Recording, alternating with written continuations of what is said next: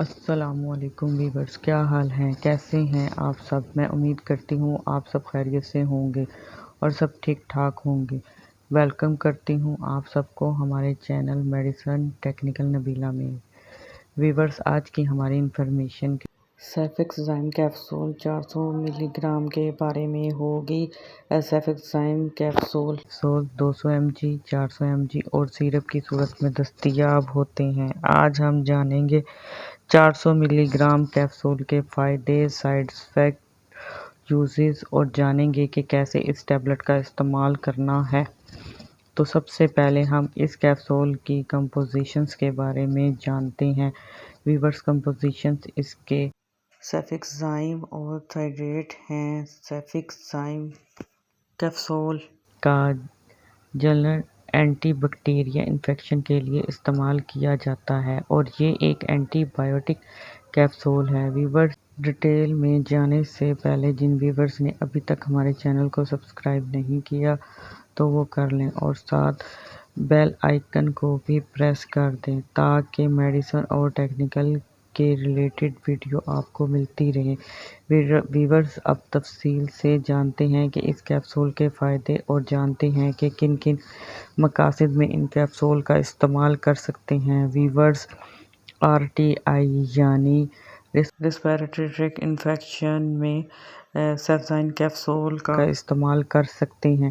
یہ سانس کی نالی میں انفیکشن کے لیے استعمال ہوتے ہیں، جیسے گلے میں انفیکشن یا پھیپھڑوں میں انفیکشن۔ ان تمام انفیکشنوں کو ریسپیریٹری ٹریکٹ انفیکشنز کہتے ہیں۔ تو ایسے انفیکشنز کے لیے یہ کیپسول استعمال کرنا ہی بہترین اور مفید ہے۔ اور اس کے علاوہ ویورز، جب زکام اور نمونیا شدید ہو جاتا ہے تو اس وقت انفیکشن پیدا ہو جاتا ہے تو اس میں بلغم والی کھانسی ہو جاتی ہے، بخار ہو جاتا ہے، تھکاوٹ رہتی ہے۔ تو ان تمام کے لیے کیریسرف کیپسول استعمال کرنا بہترین ہے اور مفید ہے۔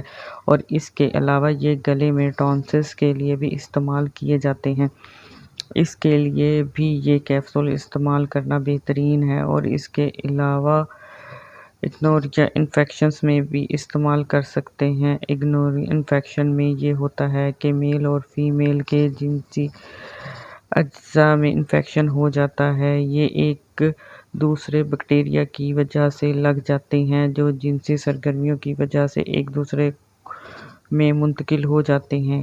اس کے لیے بھی بہترین اور مفید کیپسول ہے۔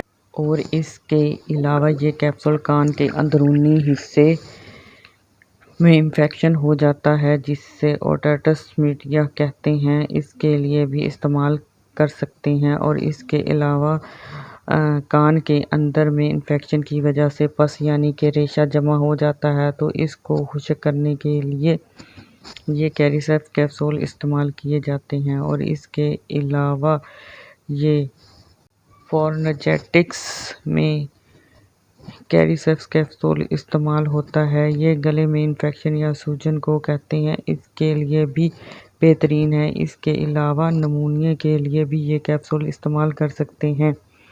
نمونیا میں یہ ہوتا ہے کہ اس پھیپھڑوں میں سوجن ہو جاتی ہے جس کی وجہ سے کھانسی اور بخار ہو جاتا ہے۔ تو ویورز، نمونیا کے لیے بھی یہ کیپسول کیریسرف استعمال کرنا فائدہ مند ہے۔ یورینری ٹریکٹ انفیکشنز UTI میں استعمال ہوتی ہیں، یعنی پیشاب کی نالی میں انفیکشن کے لیے استعمال ہوتی ہیں۔ یہ ایک بیکٹیریا کی وجہ سے ہو جاتے ہیں۔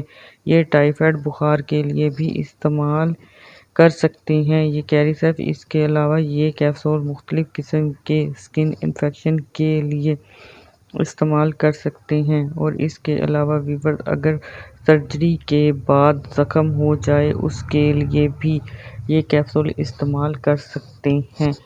تو ویورز، یہ تھے کیریسرف 400 ملی گرام کیپسول کے فائدے۔ اور اب جانتے ہیں اس کے سائیڈ ایفیکٹ۔ ویورز، اس کیپسول کو استعمال کرنے سے سائیڈ ایفیکٹ پیدا ہو سکتے ہیں، یعنی کہ چکر کا آنا ہو سکتا ہے، متلی یعنی کہ الٹی ہو سکتی ہے، سر میں درد ہو سکتا ہے، پیٹ خراب ہو سکتا ہے، بد ہضمی اور معدے میں جلن ہو سکتی ہے۔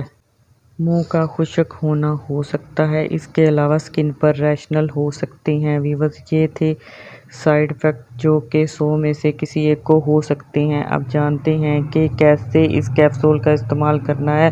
ویورز، ایک کیپسول دن میں 1 مرتبہ استعمال کریں اور وہ بھی کھانا کھانے کے بعد 5 سے 7 دن تک استعمال کریں۔ یہ تھے استعمالات، اور اب جانتے ہیں کنٹرانڈیکیشنز جن کے لیے یہ کیپسول استعمال کرنا منع ہے۔ شدید دست میں یہ کیپسول منع ہے۔ کنٹرانڈیکیشنز: حاملہ خواتین استعمال نہ کریں۔ دودھ پلانے والی مائیں استعمال نہ کریں۔ جو الرجی رکھتے ہوں وہ استعمال نہ کریں، اور گردے کے مریض استعمال نہ کریں۔ اور اس کے ساتھ ہی ہماری ان انفارمیشن کا اینڈ ہوتا ہے۔ ویورز، اگر ہماری انفارمیشن اچھی لگی ہو تو لائک کریں، شیئر کریں، سبسکرائب کریں اور بیل آئیکن کے بٹن کو ضرور پریس کر دیں۔ خدا حافظ۔